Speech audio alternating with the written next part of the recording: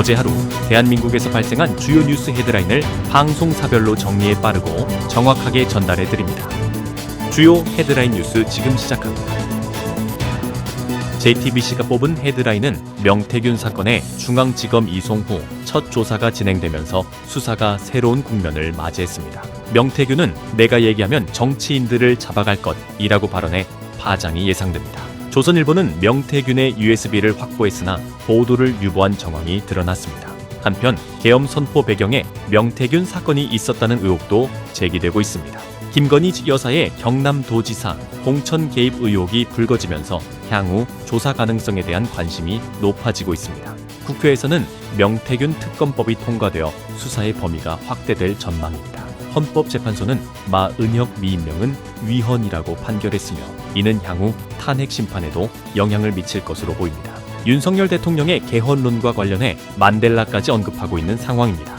이진우 전 수방사령관의 계엄 전 체포 대상 인물 검색 의혹이 제기되었고 검찰에서 정치적 중립성 논란에 휩싸였습니다.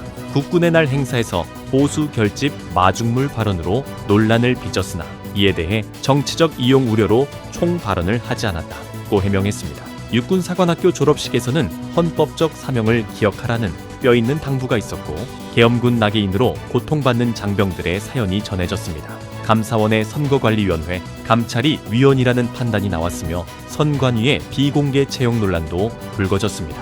5.18 민주화운동 폄훼, 게시물이 급증하고 있어 사회적 우려가 커지고 있습니다. 한편 그날의 아픈 기억을 떠올리는 유족들의 모습도 전해졌습니다. 아동학대 사건과 관련해 매트에 집어넣은 아이가 더 있다는 충격적인 증언이 나왔습니다. 이재명 대표의 2심 선고가 3월 26일로 예정되어 있어 정치권이 촉각을 곤두서고 있습니다. 돌비 뉴스에서는 여당의 도넘은 헌재 공격과 국회에서의 일들을 알렸습니다. 한편 학습지 업체 대교의 회원 정보 유출 사태가 9만 명에 이어 158만 명으로 확대되었습니다. 마지막으로 EU의 25% 관세 부과에 따라 우리나라도 협상을 시작할 예정입니다. MBC가 뽑은 헤드라인은 헌법재판소가 마은혁 미임명에 대해 만장일치 결정을 내려 부인 체제로 가는 길이 열렸습니다. 마은혁 재판관 임명 시기에 관심이 쏠리는 가운데 이는 윤석열 대통령에 대한 심판의 변수로 작용할 전망입니다. 한편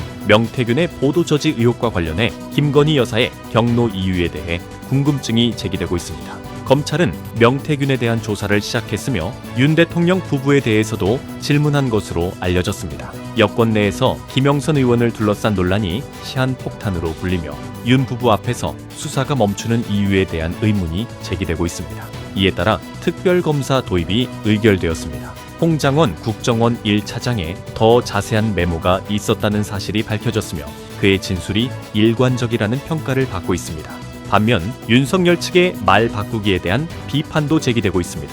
윤석열 대통령이 키운 극단 세력이 전남대까지 위협하고 있다는 우려가 제기되는 가운데 극우 집회는 놔두고 키세스 시위대만 소환하는 조치에 대한 비판이 일고 있습니다. 김건희 여사 보위를 위해 경찰서장까지 친윤 인사들이 대거 승진했다는 소식입니다. 또한 대통령의 영향권 아래 있는 감사원은 선관위에 대한 감찰이 안 된다는 의견이 있습니다. 임종석 전 비서실장과 이재명 대표가 만나 힘을 합쳐야 한다며 이야기하였습니다. 한편 한동훈 전 국민의힘 대표에 대한 여당의 집중 포화가 이어지고 있습니다. 안타깝게도 엄마가 일하러 나간 사이 혼자 있던 초등학생이 화재로 중태에 빠졌습니다. 경제 소식으로는 계엄 논란으로 환율이 상승하면서 물가까지 영향을 받고 있습니다. 후진 차량 특히 화물차와 승합차의 보행자 위협이 문제되고 있으며 한강버스 도입이 지연되고 있습니다. 또한 같은 공법으로 진행 중이던 공사가 중단되어 주민들의 불안이 커지고 있습니다. 마지막으로 한 이사들의 엑스레이 사용 요구에 대해 오진 위험을 이유로 반발이 일고 있으며 매출에 따른 차등 수수료 정책에 대한 논란도 제기되고 있습니다. SBS가 뽑은 헤드라인은 헌법재판소가 헌법재판관 후보자 임명 보류는 국회 권한을 침해했다고 결정했습니다. 윤석열 대통령 측은 이를 대통령 탄핵 심판의 의결 정족수를 확보하려는 정치적 꼼수라고 비판했습니다. 최상목 대통령 권한대행은 헌재 결정을 존중한다고 밝혔지만 임명 시기는 미정입니다. 헌재는 또한 감사원의 선거관리위원회 직무감찰이 위헌이라고 판단했습니다. 이 결정이 윤 대통령 탄핵 심판에 미칠 영향에 관심이 쏠립니다. 한편 감사원은 선관위 채용비리 감사 결과를 발표했고 선관위는 가족회사 의혹을 받고 있습니다. 검찰은 명태균 씨를 출장 조사하며 정치인 수사 확대에 나섰습니다. 국회에서는 명태균 특검법이 통과됐으며 여당 내 이탈표 여부가 주목됩니다.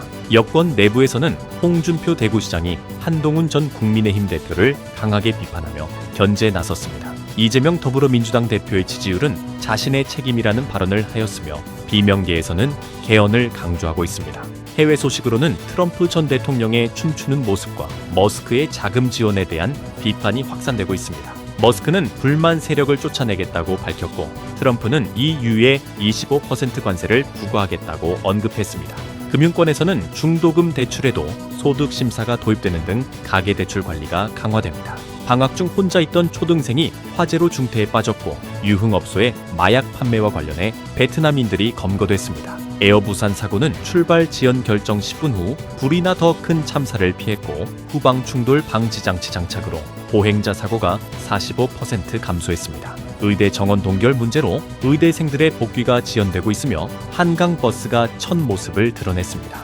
연금 개혁과 상법 개정을 둘러싼 대립이 첨예한 가운데 중재안 마련이 주목됩니다. 북한은 천여 명을 추가 파병했고 쿠르스크 투입이 추정됩니다. 대구에서는 AI 교과서 채택 강요 논란으로 교육감이 고발됐습니다. 환경 문제로는 최대 서식지에서 74마리가 폐사해 뒤늦게 울타리를 개방했고 문화재 분야에서는 경복궁 선원전 편액이 100년 만에 일본에서 돌아왔습니다.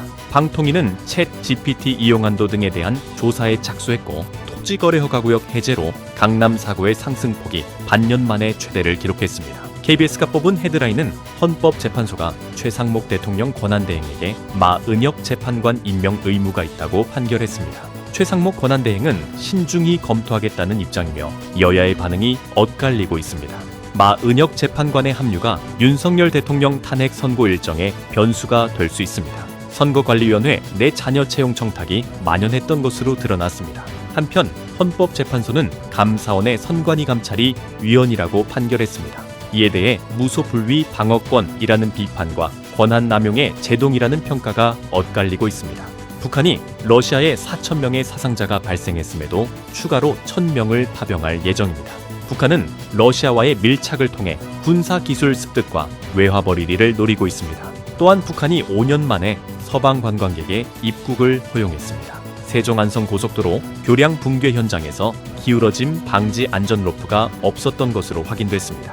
교각 추가 붕괴 우려로 내일 안전 점검이 예정되어 있습니다. 차량 사고의 14%가 후진 중 발생하지만 제동 센서는 유명무실한 상황입니다. 우울증과 불안으로 인한 저장 강박증으로 일어난 화재가 주목받고 있습니다. 전기 밥솥에 마약류를 숨겨 유흥업소에 유통한 사건이 적발됐습니다. 희귀질환 진단에만 3년이 걸리는 등 간병 사각지대 문제가 심각합니다. 여권 잠룡들이 조기 대선 준비에 나서며 신경전을 벌이고 있습니다. 명태균 특검법이 본회의를 통과했으나 여권이 반발하고 있습니다. 한국에서 출생했지만 법적 지위가 없는 아이들의 문제가 대두되고 있습니다. 미등록 이주 아동에 대한 한시적 구제 조치가 3월에 종료되며 상시 대책 마련이 필요한 상황입니다. 혼자 있던 초등학생이 빌라 화재로 의식불명 상태에 빠졌습니다. 유럽연합의 미국에 대한 25% 관세 부과 계획, 그리고 우크라이나 안보 문제에 대한 입장 등이 논란이 되고 있습니다. 주요 헤드라인 뉴스는 JTBC 뉴스룸과 MBC 뉴스데스크, SBS 8시 뉴스, KBS 9시 뉴스 헤드라인을 알려드립니다. 전해드린 뉴스 헤드라인이 도움이 되셨나요? 앞으로도 빠르고 정확한 소식으로 찾아뵙겠습니다.